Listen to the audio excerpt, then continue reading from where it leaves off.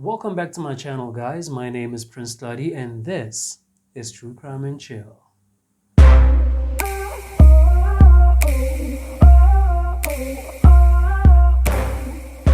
Welcome. Hi. If you are new here, my name is Prince Tlali, and this is where I come to tell you about some of the most shocking true crime cases that happen in South Africa. So if you want to keep on hearing from me, and if you want to keep on chilling with me every week when I upload a video, why don't you go ahead and just press that subscribe button, like the video, and comment down below as well. I would love to hear from you, and I would very much appreciate your support. So if you are a fan of true crime or you find this interesting after watching the video, just go ahead and subscribe, support the channel, and I will see you again next week when I upload another video. But for today, let's just focus on what I have for you today. So for today's case, I'm taking you back in time. Let's go back in time to the 1950s, because for today, we're going to talk about a woman by the name of Margaret Rheeder. And Margaret was just a piece of something, okay? She was a piece to be reckoned with, because what she did was not only cruel, but it was evil as well. It was seriously downright evil. So let's just go on and talk about her so you can know about this woman, all right? So Margaret was born on September 6th in 1921, and she was born in Knysna Garden Route in the Western Cape. She was one of 6 kids, and when her father died, her mother remarried a man by the name of Cornelius Share, and she and Cornelius had an additional 5 kids of their own. So this was quite a big family, a family of 11 kids. So you can tell what was happening in there. You can tell how tough it was to be living with 11 kids under one roof. From a young age, Margaret lived in poverty. Her family didn't have quite a lot to go on, and it was so bad because of the fact that there were so many people in the house. And because of this, there were some nights and some days where they had to live in hunger because they just couldn't feed everyone. And what made it so worse is that Margaret's stepfather, Cornelius, was often a sick man. He would often just get sick, and because of this, he couldn't really hold down a job. He couldn't work anywhere, and so he couldn't provide for the family. They had to depend on social welfare grants, and they had to depend on government money. They couldn't make any income of their own, and so things were pretty tough because even this monthly grant money that they got wasn't even enough to hold them down at all. Then in 1934, Cornelius ended up dying, and when he died, Margaret and her sister ended up being sent to the orphanage because times were really tough. And I'm guessing that her mother did this because she couldn't support all 11 kids by herself. I mean, she was the only parent alive in that family, and she had 11 kids to take care of. So what she decided to do was she decided to send Margaret and her sister to an orphanage, and this was really tough on Margaret. At the age of 16, Margaret got her first job for a family that lived in Paarl. She was their servant, and then a few years later, she moved back to Winburg. And then at age 21, she became a housekeeper at a local hotel. So Margaret was just trying to get her hands on any kind of job that she could find, like anything that could make her money. She ended up taking it. And it was actually also said that between the ages of 16 and 18, at some point, she ended up being a sex worker. So that's how tough things were for her. That's how tough she couldn't really make it in life at a young age. She lived a very, very hellish life. So still at the age of 21, she moved back to her hometown in Knysna. And when she moved back to Knysna, she met a man who would become her first husband. And they ended up having 2 kids together. But their marriage was not as ideal as she wanted it to be because her husband was a well-known criminal. And because of this, he was always on the run. He was always getting in trouble with the police. And Margaret was getting tired of this because this is not what she wanted. It's not the kind of marriage that she expected from him. And when he got arrested at some point, she ended up divorcing him while he was still in prison. Then in 1951, Margaret ended up meeting a man who would become her second husband. His name was Ben Friedman Rheeder. And when they met, they spent the first few moments talking, right, getting to know each other better. And as they did this, they noticed that they have a lot in common. They were talking so much, things were going so well, sparks were flying, and everything seemed right. And when Margaret saw this, she ended up having an idea. She was like, okay, hey, look, why don't I housekeep for you? You could let me stay with you, and in turn, I could just help clean your house. I could help look after your house. And all you got to do is just give me a roof over my head. And then Ben ended up agreeing to that idea. So he was like, okay, no problem. It's okay. Come live with me, and then you can do whatever you can to earn your keep. And then this happened. So they moved to Port Elizabeth in Ben's house. They moved to his house and they stayed there together. So Ben and Margaret's relationship got deeper and deeper. So much so that on Margaret's 30th birthday, on September 6th of 1952, they decided to get married. And they did this and everything was still fine. And you would think that this is going to be a happily ever after kind of story. But no. That's why we're here, okay? If it was, we wouldn't be talking about it. I wouldn't be here telling you about Margaret, okay? So there is no happily ever after in this one. Yes, they got married. Yes, they had a lot in common, but shit was starting to get real. It was about to get real. Okay, so Ben had a stable job, right? He was a financially secure man, and it looked like the marriage was going to be a good one at first. It seemed like it was going to be a good marriage. Everything was going to go on as planned because for the first time ever, Margaret felt like she didn't have to worry about money. She didn't have to think about where her meal for that day is going to come from because now she found someone who can actually take care of her. So she thought, okay, listen, you know what? This is going to be pretty good. I'm going to live a life with this man. Everything's going to be okay, right? But it was about to go wrong. It was about to go seriously wrong. So now, a little bit into the marriage, the fights started to happen. The arguments came out of nowhere. Margaret was complaining about Ben's kids, and then she went on to complain about his drinking, and then she went on to accuse him of flirting with other women. So arguments were becoming very frequent in the house, and she was so unhappy and dissatisfied that she couldn't even hide it. She seriously couldn't hide how unhappy she was. And she went on to complain about all of this to her sister Gwen. And she went on to tell Gwen that she didn't really love Ben, and she never did. She only married him out of pity. So yeah, that sucks. And as she was saying this, she went on to say to her sister, I really wish to give him a slow death.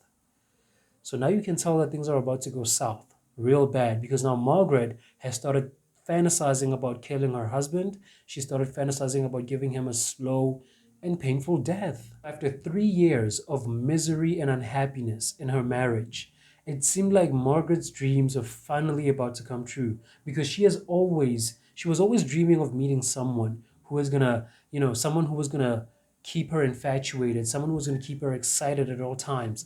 And this happened when she and Ben decided to take in a railway worker by the name of Johannes Stradom. And Johannes at the time was 22 years old. So he was still a young man. And, when Margaret saw this young man with a lot of energy and a lot of vigor, she was like, okay, boy, okay, I want all of that. Okay, I want you. I want you right now. And it got so much that Margaret kept on visiting Johannes in his room whenever Ben was at work. So yeah, they started having their own thing aside, and Margaret was getting more and more infatuated with Johannes, and she ended up falling in love with him. As Margaret and Johannes got closer and closer, she ended up confessing to him that, you know what, listen, I don't want to be in this marriage anymore. And quite honestly, I want to get rid of my husband. Okay, I want to find a way to kill him. I seriously don't want to be with him anymore. So as she was talking about how she wanted to kill Ben, she ended up saying, look, I even put rat poison in this guy's food. I put red poison in his sandwich and he didn't even eat it. Okay, he said it smelled funny and then he threw it away. So she was really bummed about this. And she really wanted to get Ben out of the way so fast and so much that she was willing to do anything. So as she was telling this to Johannes, he was like, okay, so why don't you just separate with him? Why do you have to kill him? You don't have to kill him, just leave. And you want to know what Margaret said to this?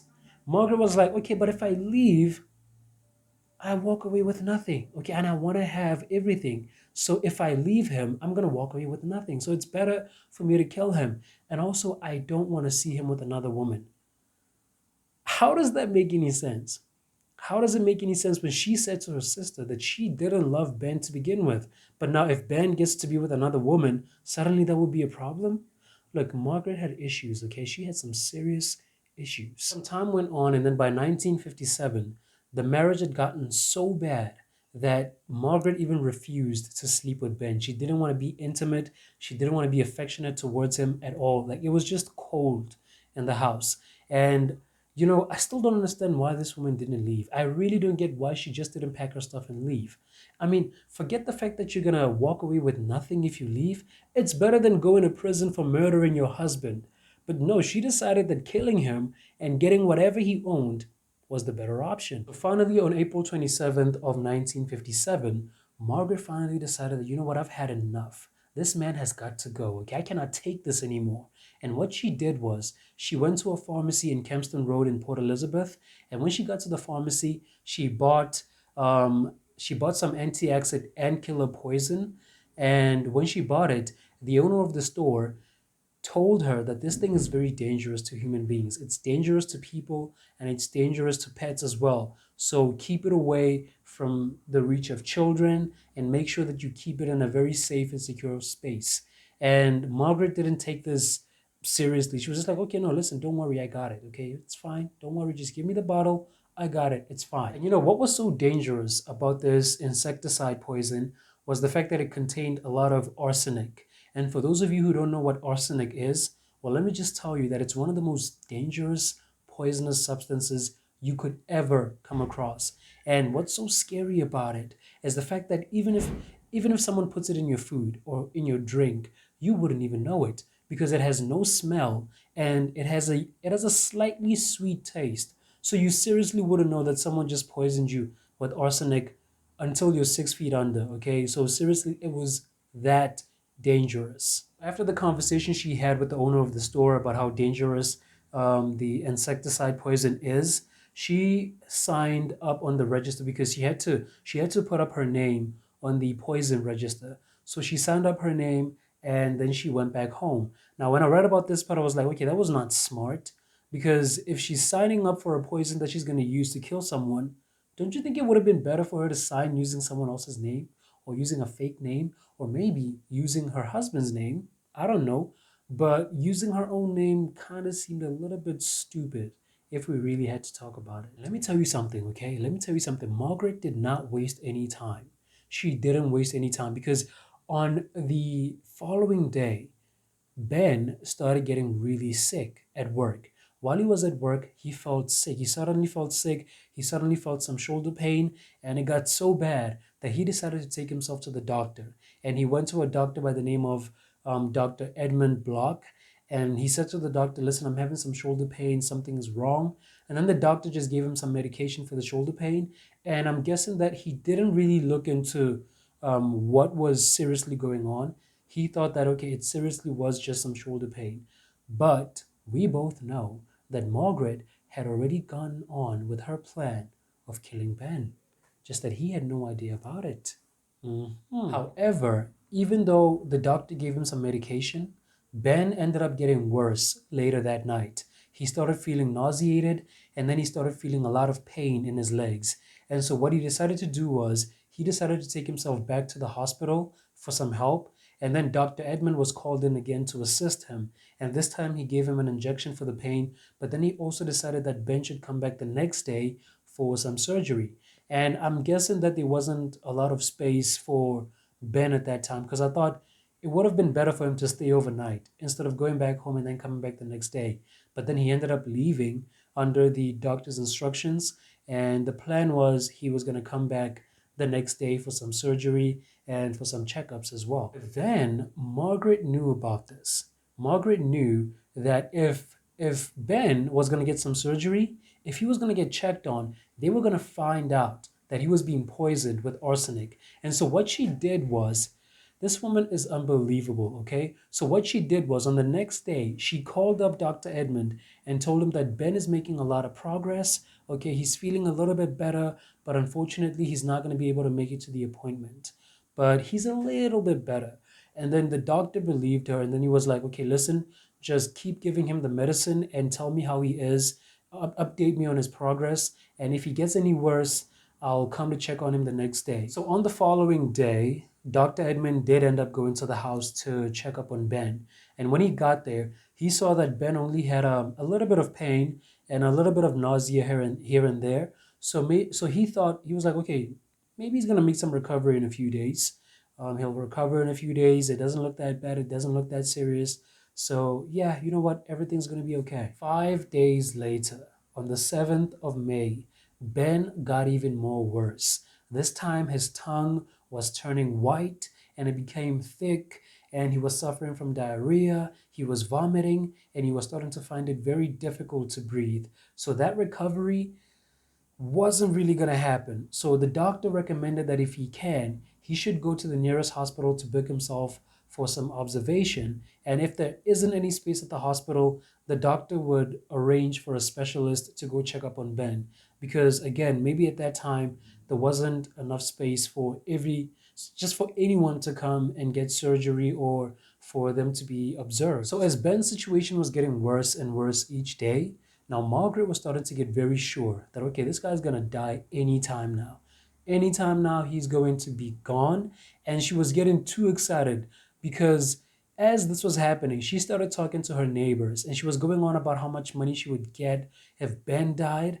And she didn't really sound like someone who was concerned about her husband's health because the only thing in her mind was what she would get and how much she would get once her husband died. And even the neighbors themselves, they went on to express how strange they found it that Margaret wasn't showing any concern of her husband's suffering. As a matter of fact, they even said that there was a point where they saw her in the kitchen just ironing, acting like nothing is wrong, while her husband was in the next room screaming his lungs out in pain. But Margaret was just like, whatever.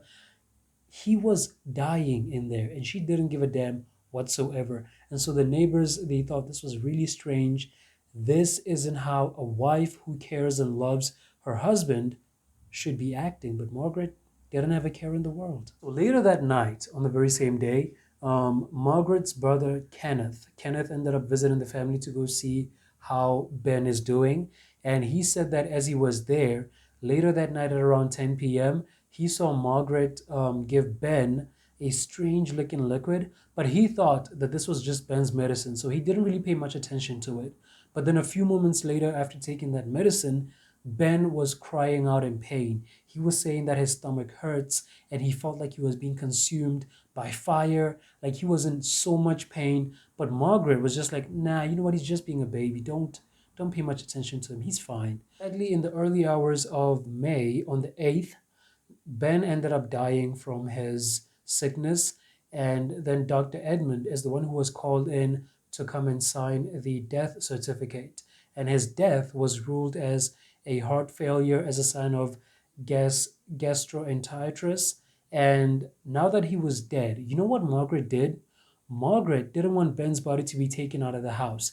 Even days after the body was starting to decompose, she didn't want it to be taken out of the house because she was afraid that they would do an autopsy on it. They would do a post-mortem, so they would figure out that he was actually poisoned. It wasn't a death of natural causes.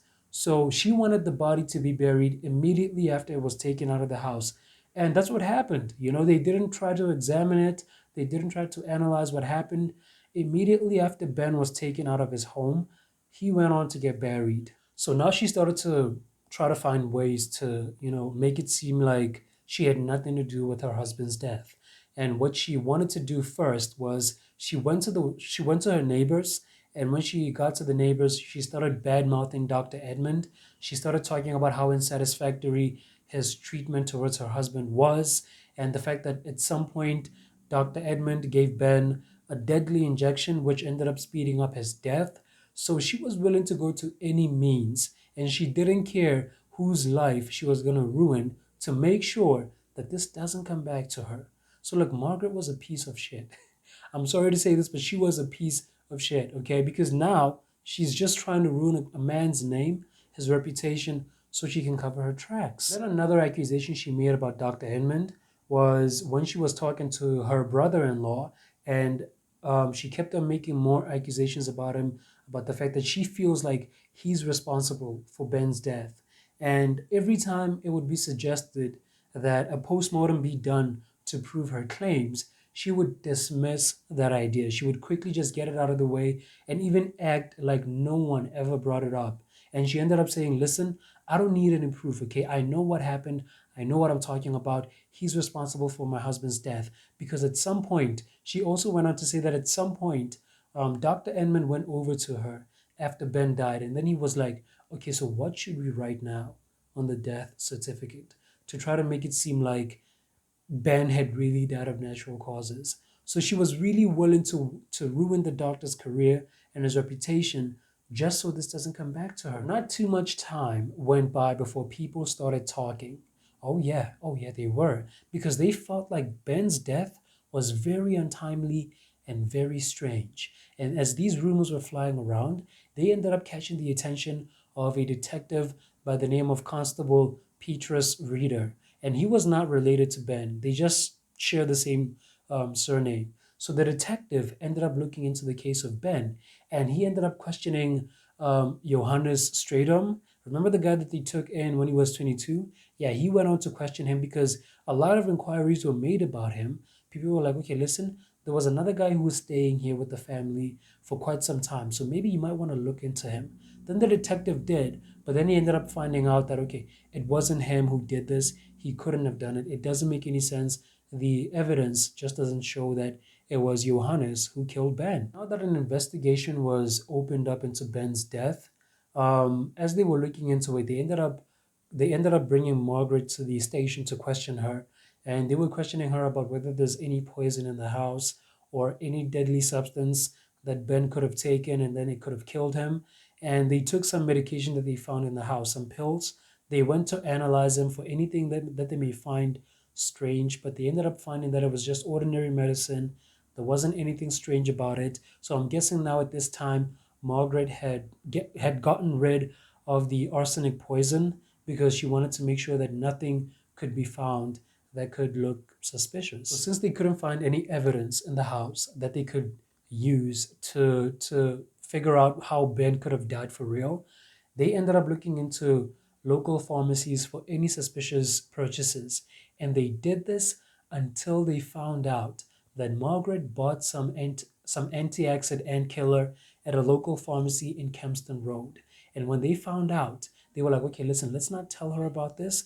Let's keep it from her for now so that if she tries anything, we'd be able to catch her and we'd be able to have some solid evidence against her. So now things were starting to come up and things were starting to come together that Margaret could have had something to do with Ben's death. But at some point, they ended up confronting Margaret about the insecticide.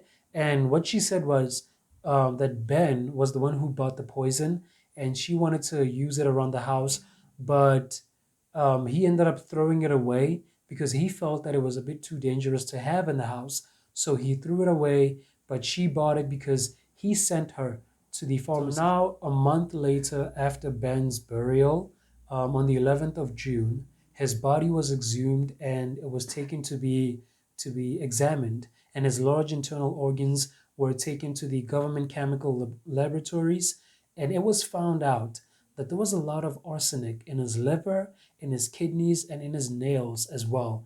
And it was also discovered that the lethal dose that had killed Ben was taken around 10 p.m.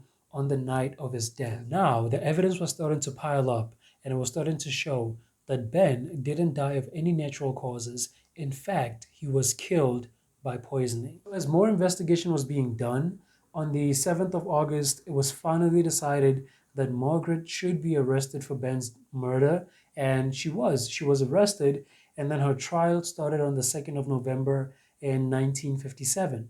So it only took about 8 days, and the evidence was so overwhelmingly against her. And even though it was against her, she pleaded not guilty and she said she was innocent of all these charges. She did not kill her husband. She said that her brother Kenneth, she tried to pin the murder on Kenneth. She tried to say that Kenneth was also there on the night of Ben's death.